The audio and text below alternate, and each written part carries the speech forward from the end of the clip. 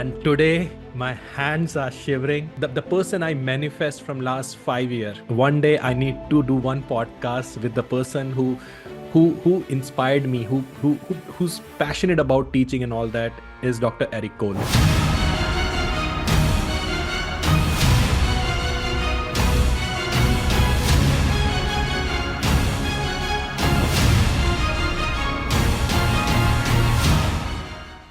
So what do you think? What is the actual role of CISO today? The actual role of a CISO today is you are a strategic translator.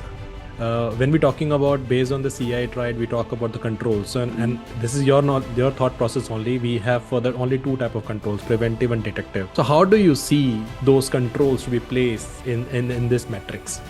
Cybersecurity at sort of a mature level is two things. Prevention is ideal, detection is a must. But if you want to get to elite level, we add a third piece in. This was something I just learned recently. And here's the modification. Prevention is ideal, detection is a must, but detection without response has little value. So really, cybersecurity is prevention, detection, and response. If you want to get elite. I always classify all the data into three categories. Correct me if I'm wrong. One is regulated data.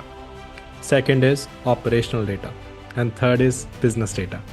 So do you think so it's a good approach? I'm so impressed with your knowledge and expertise in this area. Yeah. If you go into an executive, a CEO Top or secret, COO, secret. CFO, and you go in and say, we need to do data classification, they're gonna clamp up, they're gonna go, ooh, go away. But if you go in and do what you said, going, listen, in our company, we have public, we have private, and we have trade secrets. I'm just using different terms of what you said. And we need to protect those at different levels. They go, yeah. And you go in and say, if public data gets compromised, it's not a big deal. But if trade secrets get compromised, it's a huge deal. Hey guys, welcome to the session on Coffee with Prabh. And today my hands are shivering. The person I manifest from last 5 years, that one day I need to do one podcast with the person who inspired me, who's passionate about teaching and all that is Dr. Eric Cole. Today, whoever I am because of CISO services and all that, it's because of the knowledge, wisdom, thoughts shared by the Dr. Eric. I'm one of the first follower when he started a YouTube. I was the one of the first follower, I can say, who check his content, and I can proudly say that, whenever I go to any sessions, last day I always recommend all my viewers to see the YouTube channel of Dr. Eric Cole. If you want to become a CISO, you want to speak like a CISO, you want to learn like a CISO, you want to think like a CISO, the answer is Dr. Eric Cole. Dr. Eric Cole is a former CIA, cyber operative, and former CTO of McAfee, and now the CEO of the Secure Anchor Consulting. For more than 30 years, Eric has advised everyone from the White House to the Fortune 50 boards and how to spot advanced threat before it become a front page news. He also authored a best-selling security book, and one of my favorite is Network Security Bible. Dr. Eric, you don't know what you written in Network Security Bible. It was one of the amazing write-up you have done with the book, a proper justification of the network security architect, a proper justification of the placement of solutions. And I use those principles when I teach a cybersecurity and CSSP. And I can say that because I always say this, this is a reference I have taken from this book. If you really want to make a mastery in network security, check that book. Simple English, to the point. No, nothing is basically waste there. Everything is to the point, which give the clarity about the topic. And today's, when we're talking about the CNN and Fox News, they want to discuss about post breach. They literally called Dr. Eric Cole because he explained everything in a non-technical manner. And today, in this podcast, we're going to discuss about how to become a CISO, what it actually takes. But before that, it is really honor for us to have you, sir, on this stage. And I cannot express my feeling. The person I manifest for 5 years, the person who I admire, I still can't believe it is the first podcast we're doing in India of Dr. Eric Cole. I believe so. I think I have not seen your much interviews for the India, but it was a first kind of a podcast I think you have doing for the India, right? Yes, my friend. And I will tell you, I usually don't get very emotional. I focus on the technical, but that introduction, man, meant so much to me because the reason why I do this is not for the money or the fame. It's to make a difference in the world. I believe my purpose is to secure cyberspace, and to hear that I'm making a difference and you share that knowledge with me, that means so much to you, my friend. So thank you, thank you, thank you. It is truly a pleasure to be here. I love sharing the message and love connecting with you. But Dr. Eric, you don't know, what is the impact you created. And I'm sure after this podcast, everyone who's going to watch this, he will be the fan of your content. Definitely. And I believe, Dr. Eric, you're also running a training on CISO services. Can you just share your insight on that area before we actually start this session? Oh yes, thank you, thank you, thank you. Like I said, my purpose here is I frustrate a lot of people because I'm focused on sharing the message and not on necessarily growing revenue, but that is also important. But yes, I do have a CISO certification where we actually go in. Training is important. Getting the knowledge is important, but what most people are missing is the actual playbook, the actual coach, somebody in their ear that when they're going out on the field for the first time, they're going on that first interview or they're going on that first consulting, having somebody who has industry experience, understands and knows, coaching them and telling them what to do. So our CISO certification, it's 6 months, you can continue longer. We give Wow. you that knowledge, but you get coaching. We spend several hours every month where I work with you. I help you. I train you. I look at what your problems are and I show you what you need to do.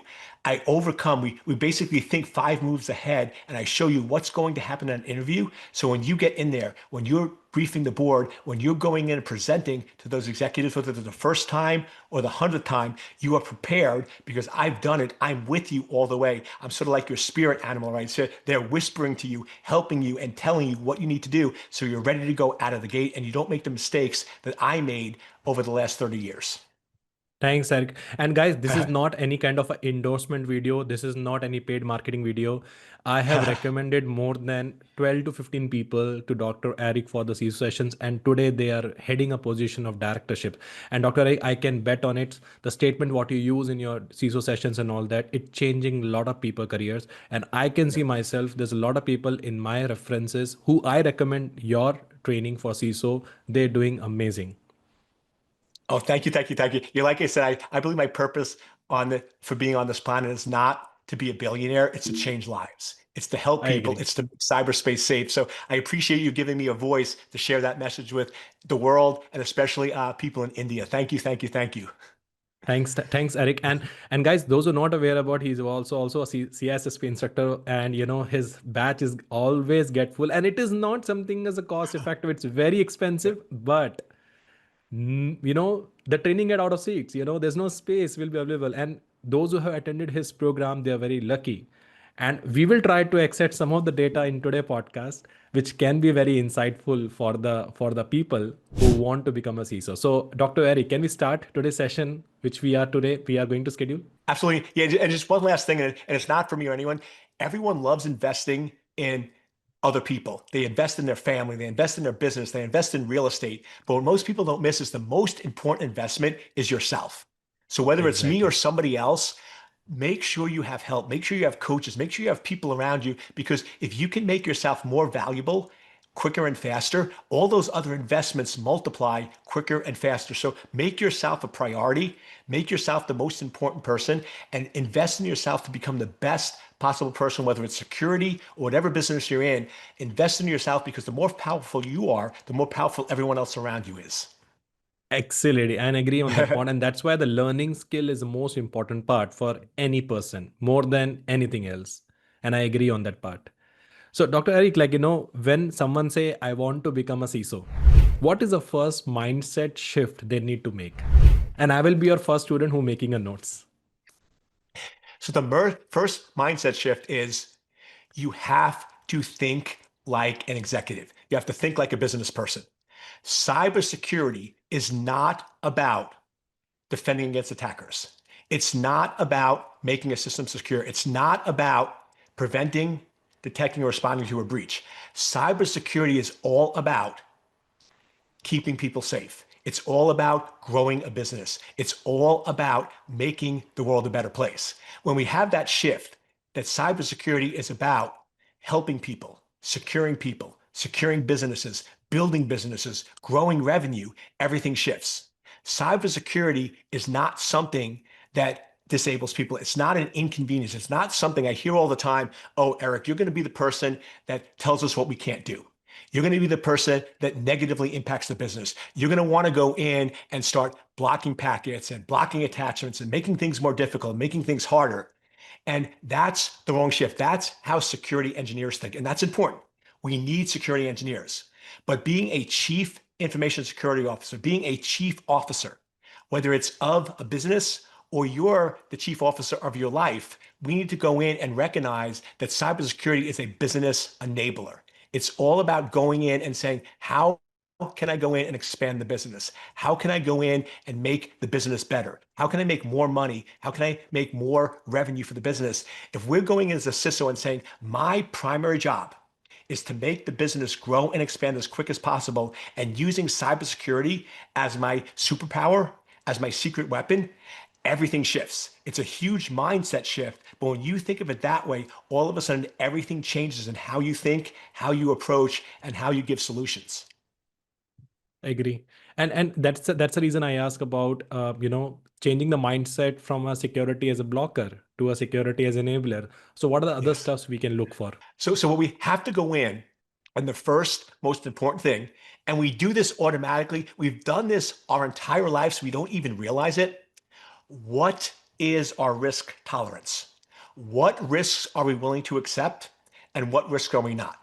For example, there are some people that won't fly in airplanes. I have friends that will only go in and drive because they think airplanes is too great a risk.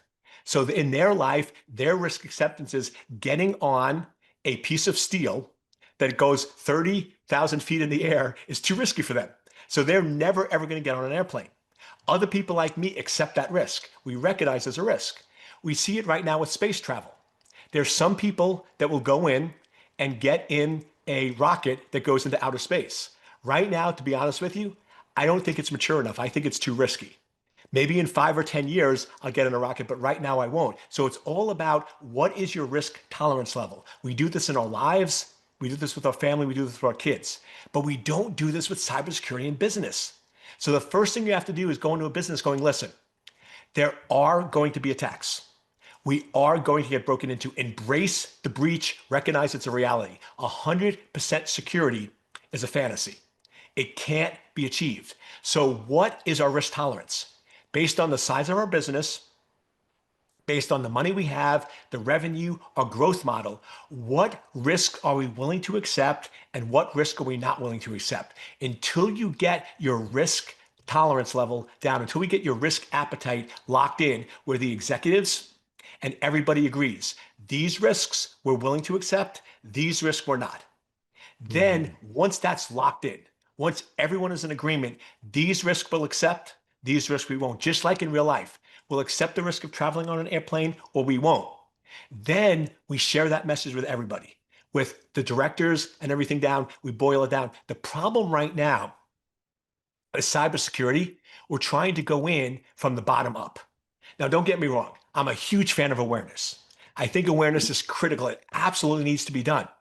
But if you're going in and trying to get your employees, the bottom line employees, the 30,000, 3,000, or 300, or 3 people that work for your company, you're trying to get them focused on cyber, but the executives are not doing it and not on board, it's never going to happen.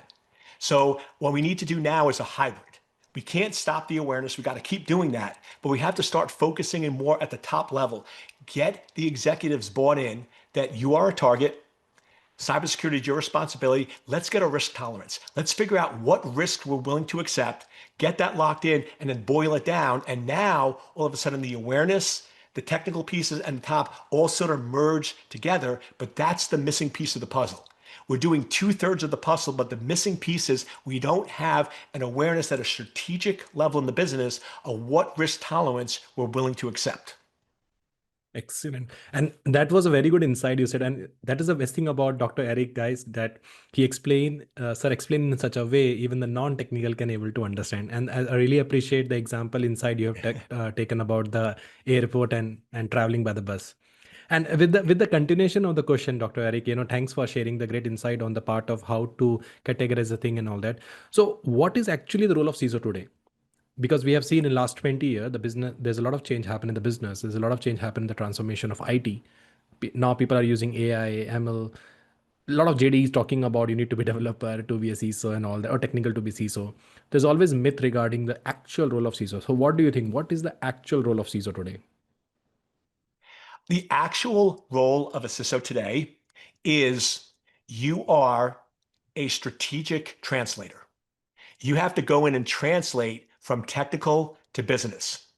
What we forget is when we think of a CISO, let's just spell it out: Chief Information Security Officer. Everybody is so focused on the inner letters, information security, right? We're focused on cybersecurity, information security, technical, firewalls, IDS. But the reality is, let's zoom out. Let's zoom out and look at the outer letters. Chief Officer. If your title begins with the word chief and ends with the word officer, let's ignore the middle letters. I don't care whether the middle letter is an E, CEO, an O, COO, an IS, CISO. Let's look at those outer layers. Chief Officer. If you are a chief officer, your number one, number two, and number three priority is protecting the business, growing the business, expanding the business, making sure the business not only survives, but thrives. Not only continues to exist, but grows and expands and becomes the leader in your field. That is what chief officers do. Then the middle letters are your superpower. So if your middle letter is E, Chief Executive Officer, your superpower is growing businesses. If your middle letter is an O, Chief Operating Officer, your superpower is organization, management, operations. If your middle letter is an F, Finance, your superpower is finances. How do you optimize and grow the revenue by minimizing expenses, by minimizing risk? Now let's get to the point of this podcast. What if your middle letters are IS, information security? That's your superpower. How do you use information security? How do you use data privacy? How do you use encryption and data protection to grow and expand the business? Your superpower is what you use. Your mission as chief officer. So we just have to rethink of how we're thinking this. It's not about cybersecurity. It's about being a chief officer and using information security to make you the best chief officer on the planet. Excellent. And all the metrics, all the mapping need to be around this area only. Anything related to the informations, I am the chief person who going to ensure the value of the business. Correct me if I'm wrong. You are absolutely spot on. Is the focus is on the business. What I always love to do is ask the question, whether it's of an individual or it's a company, what business are you really in? So when I meet with chief information security officers, I ask them, what business? Because I view every individual as a business. You're running a corporation. I'm running a corporation. Right now, from the day I was born, on my birthday, a new entity was formed. It was called Eric Cole Incorporated. Eric Cole is a business. He's running a business. Then, as I went in through my life and I got married, guess what? I acquired another person in my life. So the business of Eric Cole acquired a person. Then guess what happened? I had kids. So what did I do? I acquired more businesses, right? So I think of everything as your life is a business. You're the CEO of your life and running it. And then I ask people, okay, if you're now going in, what is the business you're really in? And everyone, when I talk to CISOs, go in, they go, oh, the business I'm in is securing the enterprise. The business I'm in is going in and protecting the data. No. The business you're in as a chief officer is helping an organization grow by making it as safe and as secure as possible. Now, notice the order I use the words. I didn't say making an organization safe so it can grow. I said growing a business in a safe, secure manner. Growing is priority one. Safe and secure is a priority two. And a lot of people argue with me with that, but here's my counterclaim. If safe and security was the number one priority, let me ask you a question. I can have the safest organization on the planet, but if you go out of business, if you don't have any customers, if you don't make any revenue, does security really matter at that point? No. It's irrelevant. So Yeah. yes, I understand. And this took me a long time. I struggled with this for 20, 25 years. I always thought cybersecurity was the number one priority. I would fight with executives. I remember early in my career, 20 years ago, I was sitting with the CEO and I'm like, you don't get it. If you're not secure, if you're not safe, nothing else matters. And now, and I was actually, we had a disagreement there, so I was never invited to the board meetings. And what I realized is I was completely wrong. What matters is growing and expanding the business, making it safe and secure. So if we go in, and now when I talk to executives, and the reason why executives and CEOs love me is I sit there and I go, the number one priority is to make the business successful. The number one priority is to grow and expand the business. That is number one. Then we need to do it in a safe and secure manner so you don't have exposures and you don't go out of business. And this is where I learned one of my most foundational lessons. If cybersecurity negatively impacts the business, cybersecurity is wrong. Cybersecurity must always positively impact the business. And that took me such a long time to learn. So whether you're brand new to security or you've been doing it for 20 years, if you can believe me and trust me and recognize that you understand if cybersecurity negatively impacts the business, if it goes in and hurts the business in any way, shape, or form, you're never going to be successful. True. Embrace the fact that our job is to grow and expand the business in a secure way. That's what our job is. All of a sudden, everything shifts and everything changes. Agree. And if you take example, like, you also share this perspective is, depending upon the industry, you drive your cybersecurity. If you're working for the e-commerce, your priority is availability. You cannot put too much confidentiality or integrity metrics there. Let's take example, a booking.com. If they're giving you option of login with Google, it is because of ease of access. But there also you basically making functionality more rigid and you introducing more and more security. Definitely booking.com will lose the business. So nature of business basically drives the CIA triad. Correct me if I'm wrong. Like, if you talk about DoD or if you talk about health sector, confidentiality is a priority. And according to that, we need to have a controls. On the other side, when you're working on the e-commerce sections and all that, availability are the controls. And if you're working on the financial sector, the banking sectors, the integrity is basically, so you cannot have 100% confidentiality, integrity, and availability. And this is something I learned from your podcast only. Yeah, I love it, my friend. You could probably take over. I don't even need to be here anymore. You are No, no, speaking no. truth, and now I am so impressed with your knowledge and grasp of the technology. But no, you are spot on. One of the things I always go in, and it's one of my favorite exercises, is I draw a circle. I draw a circle for the executives, and I say, okay, before we get to the circle, let's ask a simple question. What is the definition of cybersecurity? Because here's the problem. Cybersecurity is a household term, but nobody knows what it means. It's sort of like, I love asking people this question. Give me a definition of the color red. Well, it's red. No. Give, Correct. give me a definition. If you had to go in and write a definition in the dictionary of what red, you can't, right? Because it's just something you know what it is, but people can't define it. And that's where people are with cybersecurity. They can't define it. So let's just start right there. I'll sort of put the pieces together because you did all of it. Cybersecurity is very simple. Here's the definition. It's about understanding, managing, and mitigating the risk of your critical data being disclosed, altered, or denied access. So the three pieces of cybersecurity is risk, which we talked about, which is the risk tolerance level. We talked about that earlier. Then you have your data, your critical data and information. And then you have what the objective is, which you just nailed, is three pieces. Cybersecurity is all about confidentiality, integrity, and availability. So there's the three pieces of the puzzle. So then I go to the executives and I say, okay, here's a circle. 100%. You can call it a pie, whatever you want.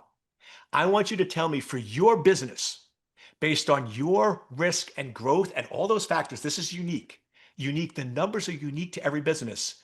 What percent of that pie should be confidentiality? What percent of that pie should be integrity? And what percent of that pie should be availability? And because no one's ever asked this before, they struggle with it. So I help them. I say, let's start.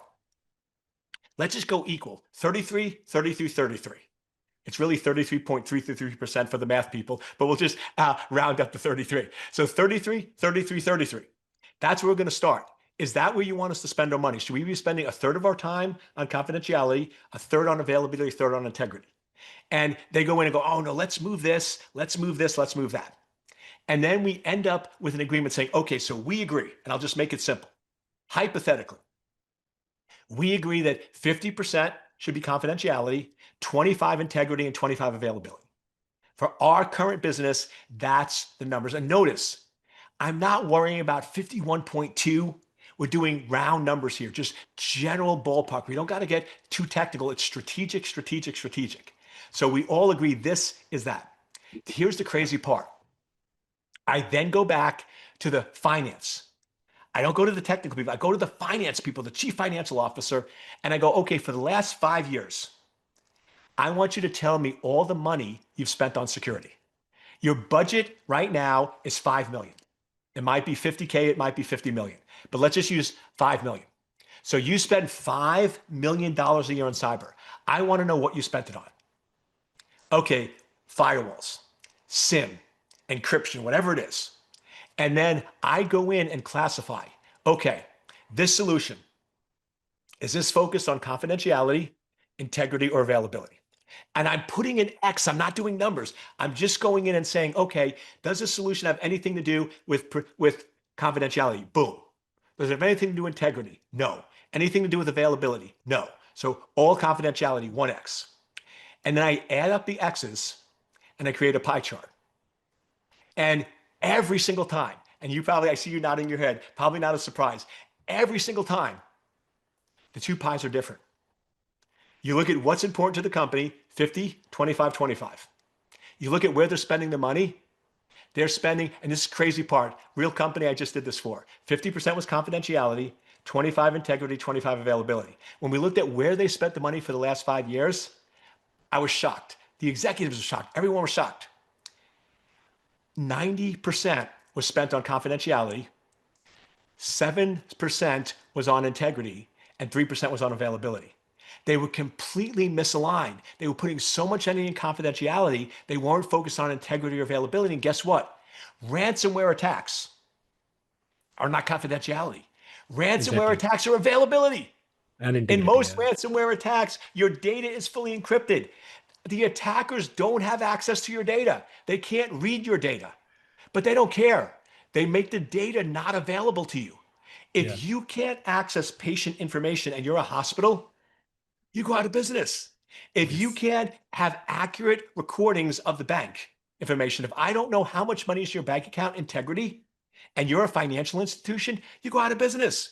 True. Confidentiality is secondary. So they were completely misaligned with the business and how it was structured. And that's why they were struggling. So right there, that simple exercise. We go in, we have our pieces. The first piece, risk tolerance. The second piece is getting alignment between what is important and what is being spent. And all of a sudden, everything shifts and everything changes. And now a CISO is welcomed and accepted in the boardroom, not pushed away because they're aligned with the business. They're not fighting the business.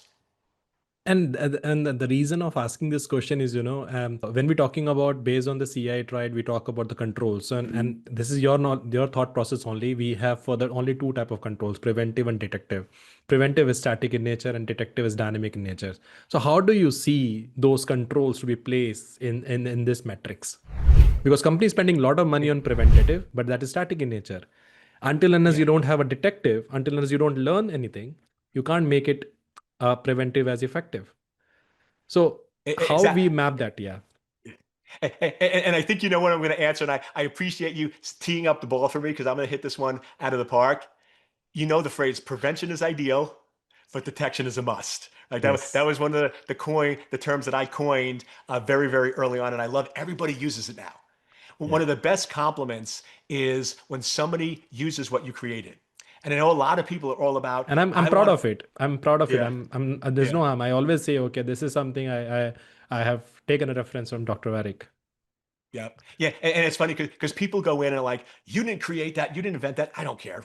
I know in my heart that I did. And that's all that's important. So the fact that people take and use your thing and they want to take credit for it, who cares? If we're making the world a safer place, that's what matters. Prevention is ideal. Detection is a must. Now, before I answer your question, I just want to put one twist. You're right. Cybersecurity at sort of a mature level is two things. Prevention is ideal, detection is a must. But if you want to get to elite level, if you want to get to the elite level, we add a third piece in. This was something I just learned recently. And here's the modification. Prevention is ideal. Detection is a must, but detection without response has little value. So really, cybersecurity is prevention, detection, and response if you want to get elite. But here's the thing. The better you do at prevention and detection, the less response you need to do. Right now, most companies, all they do is response. If you look at attacks, right now, most attacks are getting past prevention. There's no detection. So it's all about response, response, response. We don't get called by companies beforehand. I wish they did. I wish they called us and said, Eric, we know we're going to be attacked in 6 months. Can you come in and help us? They don't. They call us in 6 months when they get attacked and say, Eric, we've just been breached. We've just have a ransomware attack there demanding $5 million or whatever it is. And then we have to come in and help them because they have no response. But the reality is the reason why it's so bad and response becomes so expensive is because they didn't prevent as much as they could have and they didn't detect the attack. So you're right. Most companies over the last 15 years have spent most money on prevention. But if you're preventing, and here's where we're going to add the piece of the puzzle. If you're adding all this prevention, but you don't know what your critical data is and where it's located. So now here's the third piece of the definition of cybersecurity. We've talked about risk. We've talked about confidentiality, integrity, availability. Now we're going to add in the third piece, data. Controls. If you don't know what your critical data is, data classification. I know everyone thinks data classification is government, government, government. No. Anybody, as an individual or a business, you need to know what your critical data is and where is it located. If you don't know that, what are you preventing? So I'm going in and preventing somebody from breaking into my business. But if somebody breaks in, but they don't get access to my critical data, who cares? And we know this in the real world.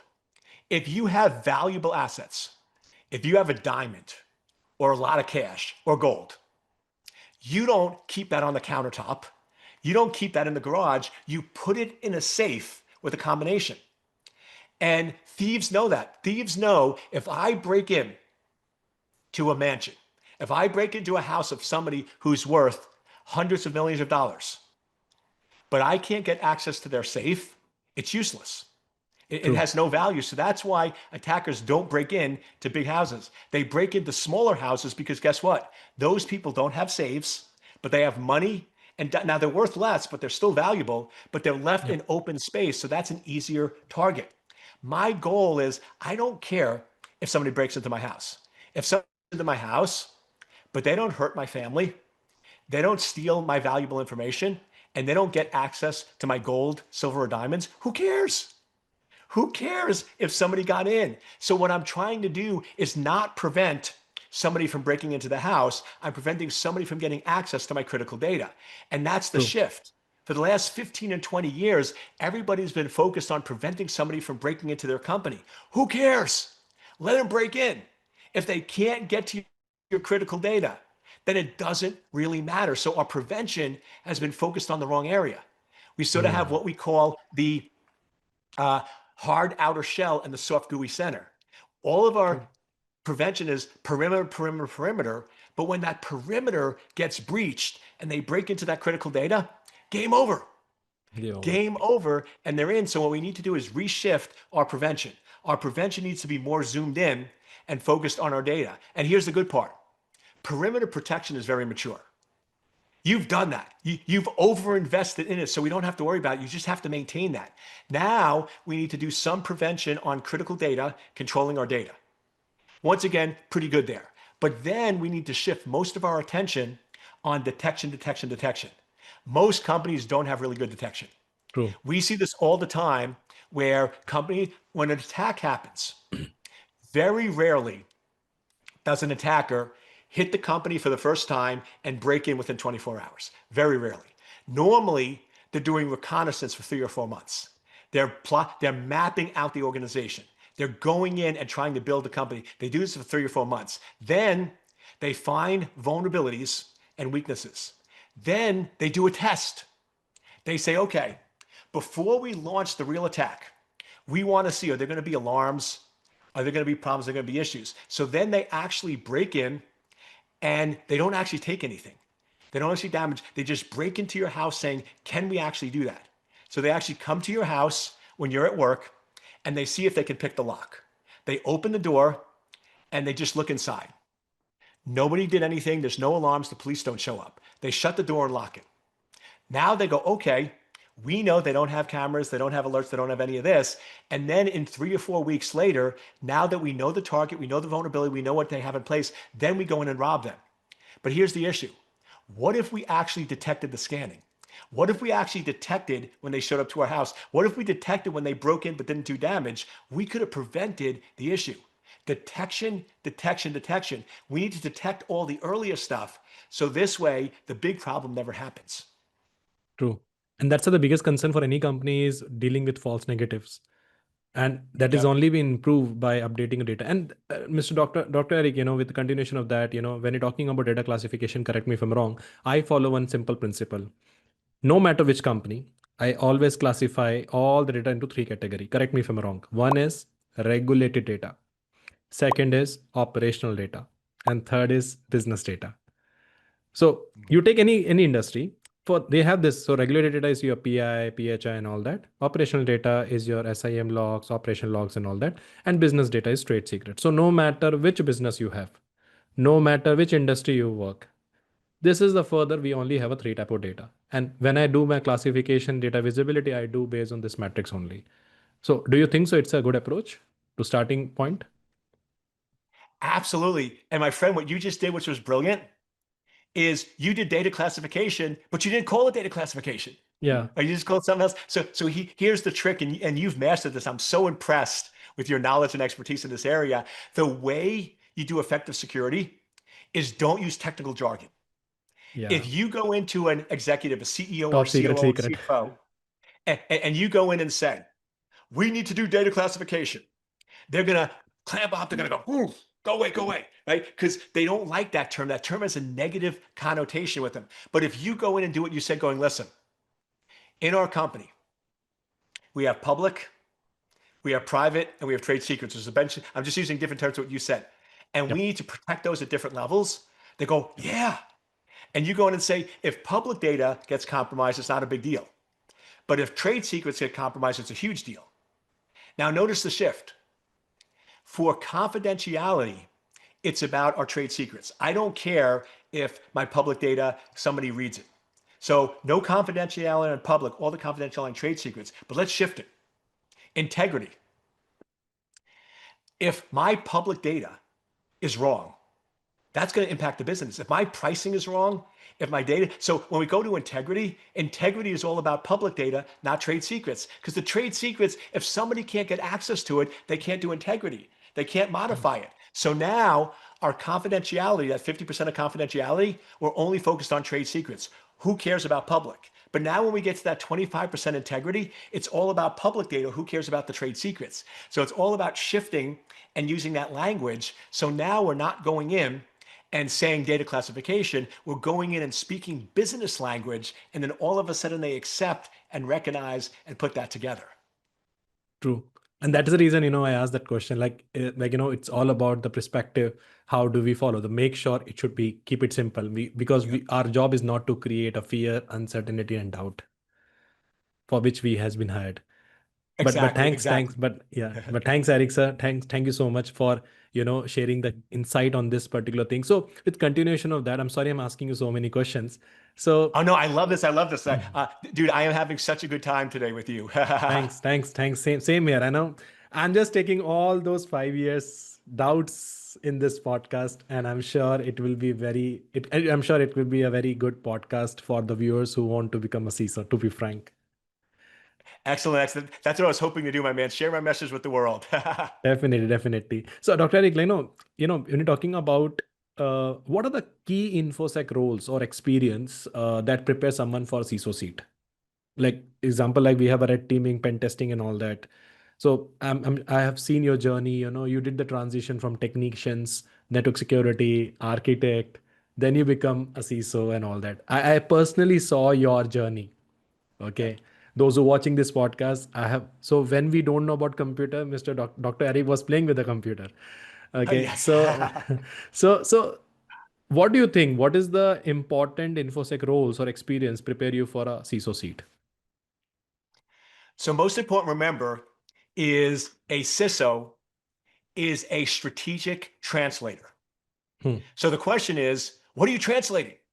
exactly. Translating means you're going from one language to another. What are the languages you're translating back and forth between? Hmm, Cybersecurity, technical, and business. So to be a CISO, it's not about, now don't get me wrong, hands-on experience is important, but it's not about the hands-on experience. It's about, do you understand and can speak the language? I can exactly. go in and speak a language, but have never, ever put it into practice, which is okay. As long as I can speak the language, we're good. So you don't have to be a business person. You don't have to have an MBA, but if you can speak the language, read books, take courses, read information. But to be a world-class CISO, you need to speak the language of business and you need to speak the language of cybersecurity. Now, having some hands-on experience in one of those is good. So most people listening are probably more technical folks. So you have experience on the cyber, but as long as you can speak the language of business, you know, go in and you know what a balance sheet is. You can read the balance sheet. You know what margins, you know what epidic is, you know what all those terms mean. That's what's going to make you valuable. You got to be able to speak the language in a boardroom and then translate it to your technical people to implement, and then take the technical cybersecurity language and then translate it back to the boardroom. If you speak the wrong language in the wrong audience, if I speak English and I speak German, but when I'm speaking with German people, I don't know they're German and I speak English, I'm ineffective. And Exactly. that's what happens. Most technical people, they forget when they're in the boardroom, they can't speak technical. So they go in and they speak technical language in the boardroom. It's speaking the wrong language at the wrong place. And Exactly. then they try to go to the business, to the technical folks. When I work with technical teams, I never ever tell them that if cybersecurity negatively impacts the business, cybersecurity is wrong, because they won't get Hmm, it. They think cybersecurity is the most important thing. Let them think that. So I never speak business with my technical folks, and I never speak technical with the business folks. They don't know those languages. So if you go in and you can speak both languages and you can teach yourself, you don't need experience, teach yourself business and cybersecurity, and then you have awareness. You know which audience you're speaking to and which language to speak when, you become a world-class CISO. exactly. And that is the reason, so some says that, okay, what is the best solution? The best solution is Palo Alto, Checkpoint. No, the best solution is the one which meet the business requirement. And the day we Yeah. understand this, that can be a better CISO. And that's why, I always use this principle is you are a subject matter expert to the board to explain them why security is important. And you are the subject matter expert to the operation team why this business is important. Yeah. That's how the integrations work. And thanks Yeah. for that insight you said, Arik. So we're talking about a lot of GRC roles are there, pen testers roles are there, SOC roles are there. But okay, we know we need to have a hands-on knowledge on cyber. What are the area of hands-on knowledge on cyber? What do you think, sir, that is important? So the other big areas is you have, of course, the technical area of the Yeah, confidentiality and exactly. all those things. Yep, you got Yeah. all that down. The other two big areas is compliance, making Okay. sure that you're compliant with regulations. Now, one of Hmm. the things I always say is regulations don't make you secure. But security done correctly should have you meet the regulations. So you need Agree. to understand auditing and compliance and all those factors. And as we said, you need to understand risk tolerance. Cybersecurity is not binary. It's not Hmm. yes or no. It's, is the value worth the risk? So what I always teach folks is people always go in and go, oh, Eric, you're going to tell us what we can't do. You're going to say this is too risky. We can't do this. We can't do that. And what I always come back with is, no, no, no. My job as security is not to stop you. My job as security is to educate, enable, and make you aware. So what I treat people on is when you're making decisions, you ask yourself two fundamental questions. Now, the first question everyone asks, what is the value or benefit? So when you're going in, whether it's your personal life or whether it's business, you always go in and say, what is the value or benefit of doing this? Well, here's the reality, my friends. Everything has a value. Everything is a benefit. So if you're only asking that question, value or benefit, you're going to do stupid things. You're going to do Agree. crazy things that don't make any sense. Second question that nobody asks, and this is when I empower and enable business people. What is the risk or exposure? So now when you're making a decision, I want you to have two data points. Here's the value and benefit over here. Here's the risk and exposure over here. Then your job, not my job, your job as a business person is to go in and say, is the value worth the risk? Is the value or benefit worth the risk or exposure? And my job as a security person is to be a trusted advisor, to be that voice in your ear to help you get accurate data and information. Your job is to make the decision. And that's the disconnect. Most cybersecurity people think their job is to make the decision. A CISO's job is not to go to anybody in the business and say you can't do that. My job as a CISO is to raise your awareness, make sure you have accurate data. One of my favorite phrases is let data drive decisions, not emotions. My job is to make sure you have accurate data and information. So now when you ask yourself, is the value worth the risk? You're basing it on accurate data. If I can go in and ensure you have accurate data for making that decision, my job of a CISO is done, and your job as an executive is to make the decision. Exactly. And that's why the reason I asked that question about the executions, and it should be backed and supported by what cybersecurity knowledge. And thanks for sharing that, the amazing thoughts on that area. And with the continuation of that, there is a thing called as a skill. The skill is required to perform the task. So what are the three skills every future CISO must, have nothing to do with the technical tools? But what are apart from technical tool, what are the three important skills you want to rate apart from technical tools? You can see that, okay, the CISO must do for the future projects. So the most important one that everyone overlooks, and I overlooked for the longest time, I love technology. I love bits and bytes. I love computers. I love working with that. So when I was in school, I loved math and science. History, English, and all that stuff, wasn't that important to me. But here's the thing. You can be the smartest person on the planet, but if you can't communicate with other people, you'll totally be ineffective. And I learned this when I worked at the government. There were these two brothers. They were the most brilliant people on the planet. They could solve any technical problem out there, and they were locked in a lab. The problem is they couldn't communicate with others. They couldn't actually have a conversation that wasn't technically related. So the number one skill, my friends, is communication. If you can't communicate with other people, if you can't actually have a conversation in English, not technical, in English, with business people, with other folks, you're never going to be effective. If people don't like you in meetings, the number one reason why CISOs fail is because they're not invited to the meetings. And you know why they're not invited to the meetings? Because nobody likes having them around. They either don't speak English, they waste your time, or they intimidate you or talk down to you or insult you without even realizing it. So communication, communication, communication. If you are not a master communicator, then you're not going to be able to be effective. And the trick to communication is, I always joke, everyone thinks communication is speaking and trying to solve everyone's problem. But we have one mouth and two ears. Maybe whoever created us was trying to send us a message. Maybe we should listen more than we talk. Exactly. Right? We should listen twice as much as we talk. So that's rule one. Second is always get clarity. Ask questions. Go in and ask questions. When I go in, before I ever give an answer, my rule is always ask 3 questions. I always start a conversation with not telling you what you want to know, is asking you questions to get clarity. So the first non-technical skill is communication, communication, communication. Second, you ask for 3, so I'll give you 3. The second one is self-awareness. Be aware of how other people perceive you. You always hear the phrase, treat people the way you want to be treated. That is so wrong. Because guess what? The way I want to be treated and the way you want to be treated is different. So if I go in and treat you the way I want to be treated, you're not going to like it. So the correct phrase is treat people the way they want to be treated.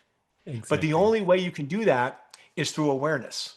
is through awareness and understanding and being aware of who you are.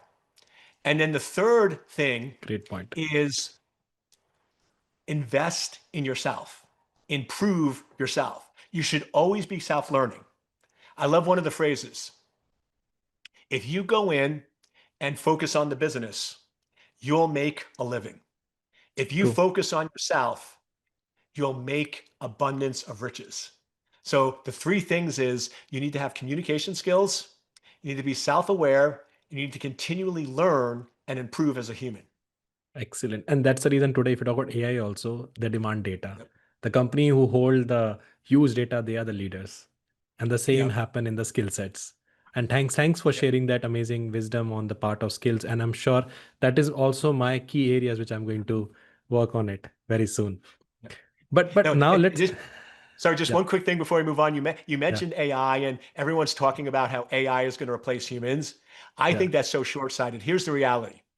AI cannot be human. AI yeah, cannot operate as human.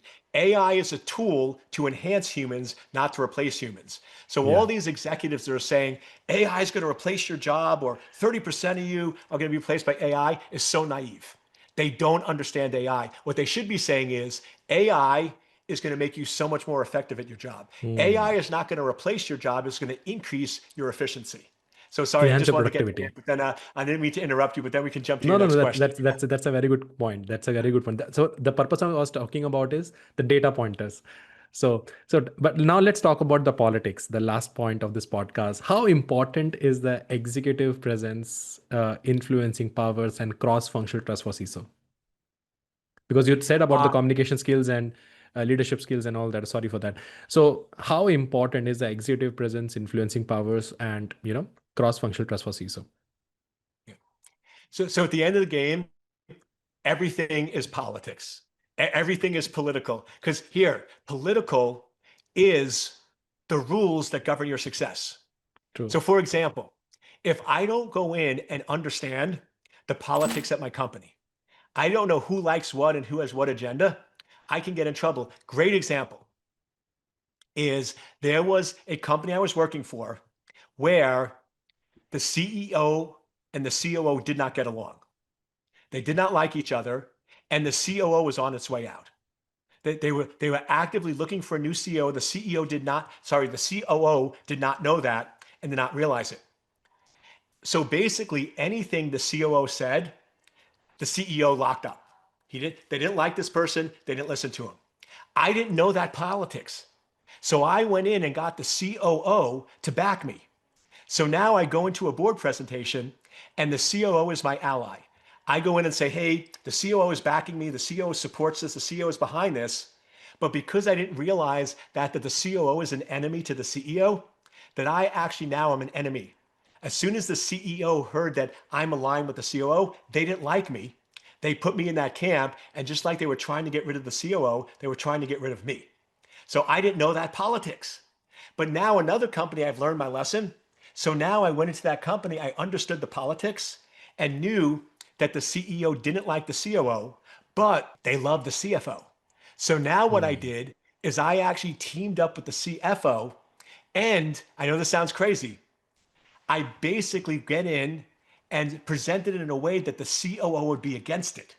So now I'm going in, the COO says, this is a terrible idea. Well, the CEO does the opposite of what the COO says, and the CFO says, I love this idea, which they're aligned with. Now, by understanding the politics and presenting in a way that the CFO loves it and the COO hates it, all of a sudden, I won. I got security in there, and I was able to grow and expand the business. So if I didn't understand the political side, I could have stepped into a political landmine. So the trick is, if you don't know the politics and you don't know how to play the political game, you'll never be successful. Hmm. And that's why you said, Dr. Eric, that's why the God has given us 2 ears and one mouth. So you have to listen more and analyze Yep. the things, and according to that, you have to react. And it's a very good thing. And with that continuation of that, how do you deal with pushback from the business when speed and innovations clash with security? As you can see, a lot of AI is happening, a lot of cloud transformations happening. So a lot of companies are moving to the the transitions of going fast and fast and fast. On the other side, we say security required some time. So how do you deal with that pushback from the business when speed and innovations clash with security? I embrace it and I Hmm. don't fight it. And what I Got it. mean by that is if there's a train moving down the track, a train has a ton of momentum. Stopping a train is very hard. Like you're not going to be able to stop a train very quickly. When you put True. on the brakes, there's so much momentum. It could take a mile or two to stop a train. True. So if you stand in front of the train and try to stop it, you're going to get run over. So whether you like AI or you don't like AI, or you like a tech or don't like a tech, if the train is moving down the track, don't try to stop it. Embrace it. But here's the trick: get in the cockpit and slow it down. Your Okay. job is never going to be to stop it, but slow it down. So with AI, when I come into companies, I go in like, absolutely. AI is amazing. AI is the future. Invest. We should bring AI in. We should bring AI in. But do you realize that if we do it too quickly, here's all the issues. We're trying to build a house before there's a foundation. So go ahead, meet with the architect, build out the blueprint, get the most beautiful house on the planet. But instead of building it in a month, let's build it in 3 months and let's get the foundation in place first. So my Hmm. whole goal is embrace it, get trusted so you're in the cockpit. And then once you're in the cockpit, take the throttle and slowly turn it down. Slowly do it. So, okay, we're not stopping it, but let's just slow it down, slow it down, slow it down. Let's get the foundation in place and then we can speed it back up again. So the trick is not stopping it, but controlling the velocity. And can you give me an example of that to get the better clarity about if you want to give any use case? Absolutely. So we have a client right now that the CEO was of the mindset that AI is going to replace employees. We're going to go in and we're going to get rid of 30% of our employees in 6 months and we're going to replace them with AI. So I go in and I'm like, you're absolutely right. We should invest in AI. We should go in and see what AI should do. But instead of replacing those employees, what if I can make those employees 30% more profitable? What if I can Hmm. increase your profitability? So what I go in is I don't say no. Here's the trick, my friends, being world-class CISO. Present an alternative that's more valuable. So I go in and I say, okay, the path you're on right now, you're going to get rid of 30% of your employees. You're going to cut your expenses, but your revenue hasn't changed. So you get a slight increase in profitability, but it's not scalable because you can only cut expenses once. So you cut expenses this year and your profitability increases slightly, but next year your profitability doesn't change and your revenue doesn't change. So you have a small growth for 1 year, but 2 and 3 years down the road, you're dead in the water. That's your True. option. My option is we keep those employees, but we increase their profitability by 30%. So you're bringing in more revenue. So now your revenue is growing by 30%. And guess what? By growing your revenue by 30%, but keeping your profit margins the same, you actually increase your profit because you're Hmm. making more profit with less people and less expenses. And now that's scalable. So now over the next 3 years, you're increasing revenue by 30%, which means, and if you can keep your margins the same, your profitability is growing 15% year over year. So do you want to do option one, where 1 year has a 10% profitability, but 2 and 3 are zero? Or do you want to do my idea where every year you increase by 15%? And by giving an alternative, that's how you win the game. And that's why you said about the game of numbers. Sometimes you Okay. need, as a CISO, you need to have a good communication. You need to have a good understanding of finance, and then only you can able to speak in the language. And that's a live example you have shared, Eric, right now. Yep. Correct me if I'm wrong. You're spot on, man. It's about the puzzle. So sorry, the pieces of the puzzle are there. What a CISO does is put it together and find that one missing piece that makes it all work. Excellent. And this is the last question. Sorry, doctor. I'm sorry. We are running late. Don't I block apologize, it. man. This is fun, but yeah, let's sort of wrap it up and put a bow on this. I love it. I Yeah. love it. Thank you. Thank you so much. Thank you so much. The last question is, how do you speak risk to the board? It's a very common question asked by everyone. Even in the interviews, when the CISOs go for the interview, they ask a very good common question is, how do you speak risk to the board? Risk to the board. And can you share any example where the technical jargons almost killed a message, or you have experienced that? The way you speak risk to the board is make it personal. Use analogies that they understand. Here's the reality. They don't go in and understand what a firewall is. So if I go in and I talk about firewalls, they're disconnected, they're zoned out, they're not going to pay attention. But everybody knows what a lock on a door is.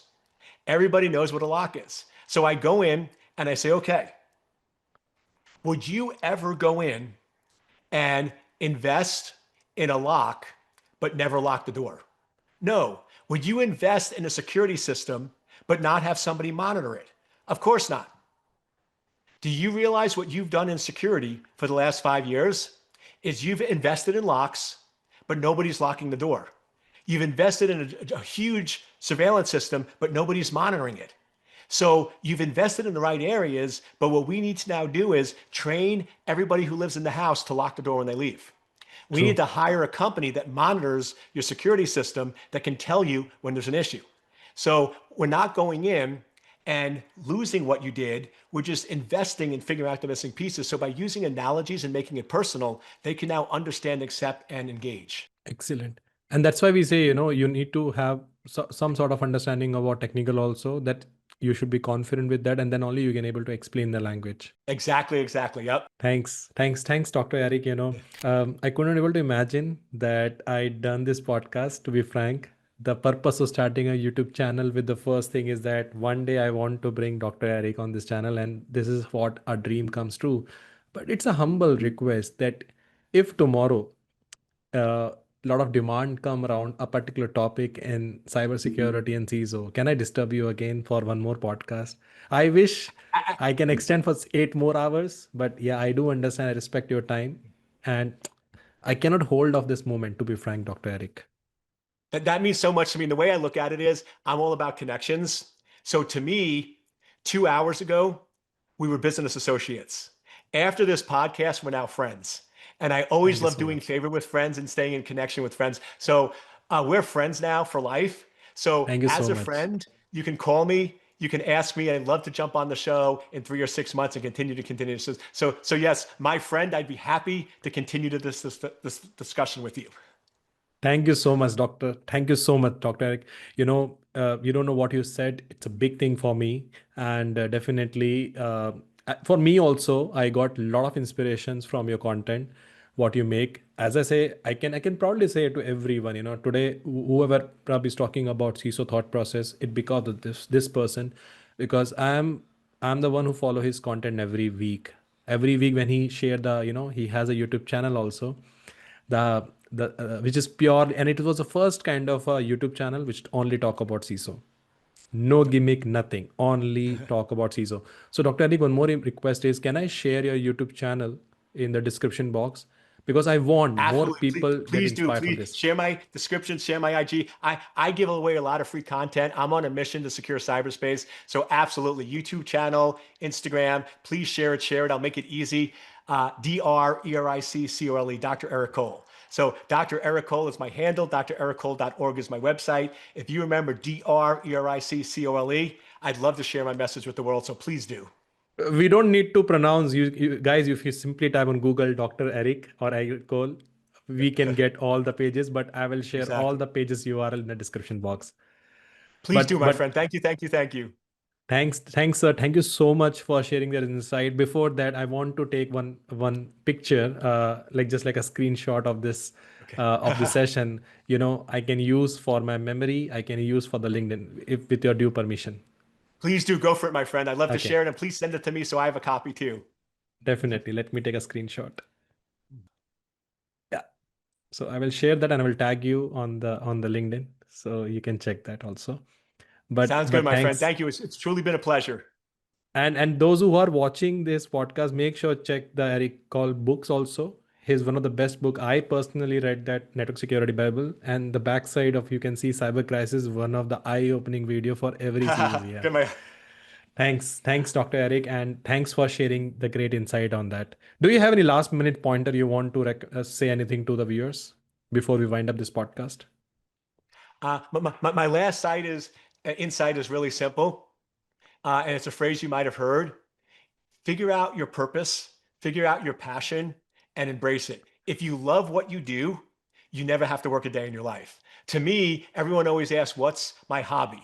My hobby is sharing and helping people. They're like, but Eric, that's not a hobby. Yes, it is. When you love what you do, everything is focused on that. Your hobby, your business, and your personal life are all aligned and focused in that same area. So figure out what your purpose and passion is, embrace it, and invest in it. Thank you. Thank you so much, Dr. Eric. And it was really a great session we had. And this is all from our side, team. Do let me know how do you find this podcast. And we're looking forward for more podcasts with Dr. Eric Cole. And if you're new to the channel, do subscribe to the channel. And I'm also sharing a YouTube link of Dr. Eric Cole along with the Instagram page and along with that secure anchor URL. So if you have any queries, any issues, any doubts you want to discuss, you can directly reach out to Dr. Eric for all the things. He is very down to earth person and he's very grounded person. He's always available when you need. Thank you so much. Good day. Bye. Thank you, Eric. Thank you so much, sir.